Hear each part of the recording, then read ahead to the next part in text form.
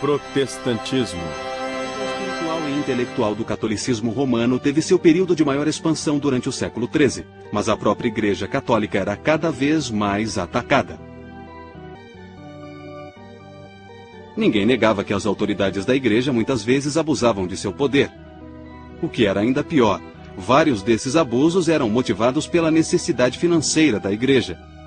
Foi nesse clima volátil que o monge agostiniano da Alemanha denunciou com veemência os abusos da Igreja. Acima de tudo, esse monge rejeitava a ênfase católica nos rituais religiosos e defendia que bastava a fé na salvação efetuada por Cristo.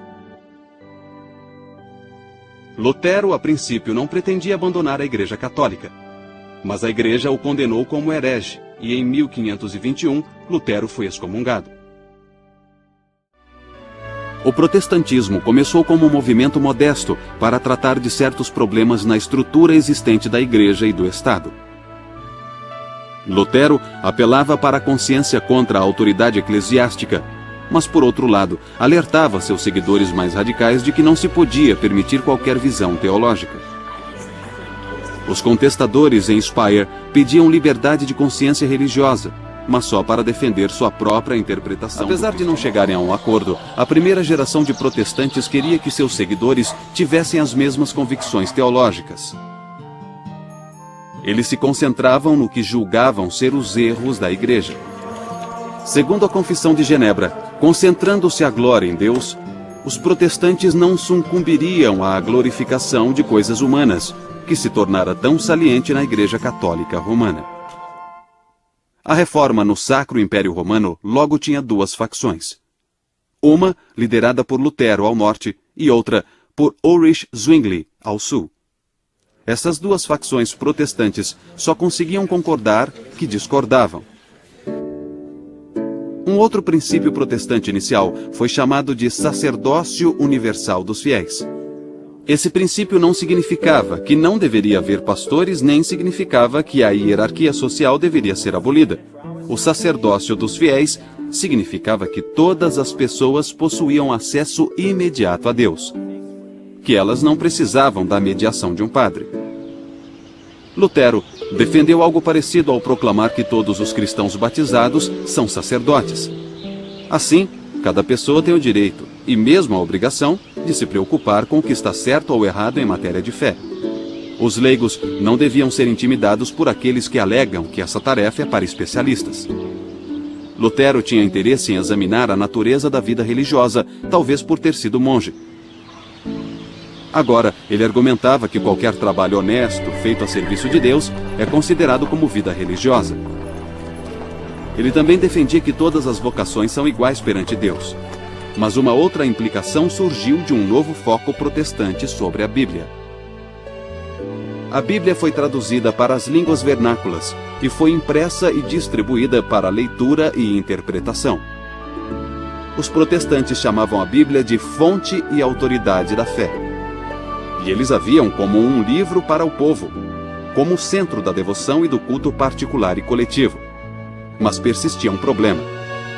Já que os protestantes afirmavam que todos na igreja são pastores, por que haveria designações especiais? A maioria dos primeiros reformadores acreditava que se deveria escolher pastores para a realização de certas tarefas. A Bíblia não era para ser compreendida, mas sim dramatizada. Tornou-se mais importante do que nunca que leigos soubessem ler e que fossem educados nas doutrinas básicas da fé. A tarefa do pastor não era tanto a de conduzir um ritual formal, mas sim a de expor a palavra ou anunciar o evangelho. Assim, o sermão tornou-se o evento central do culto religioso. Alguns grupos, como os Quakers em meados do século XVII, eram contra os chamados pastores mercenários, que aceitavam pagamentos pelos seus serviços.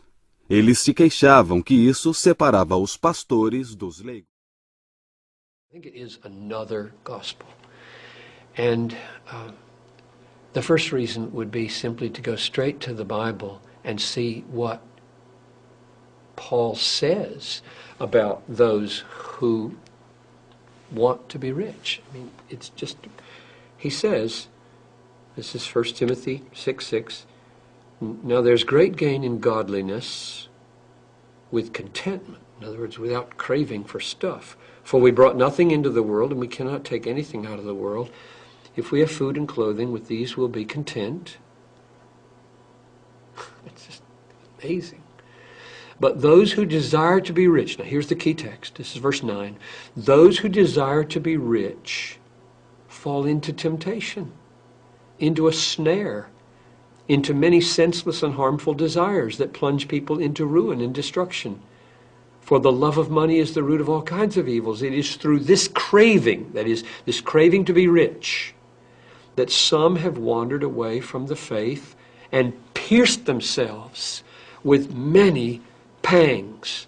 In other words, the very thing that leads people to suicidal piercings of pangs, namely the desire to be rich, is nurtured and cultivated by the prosperity preachers. They are encouraging that this suicidal behavior happen. That's abominable. Or Jesus said, it's easier for a camel to go through the eye of a needle than for a rich man to enter the kingdom of heaven. Why would he say that? It's because riches are such dangerous things. They're not a blessing usually. They're usually a curse. People are cursed with riches. They're destroyed by riches.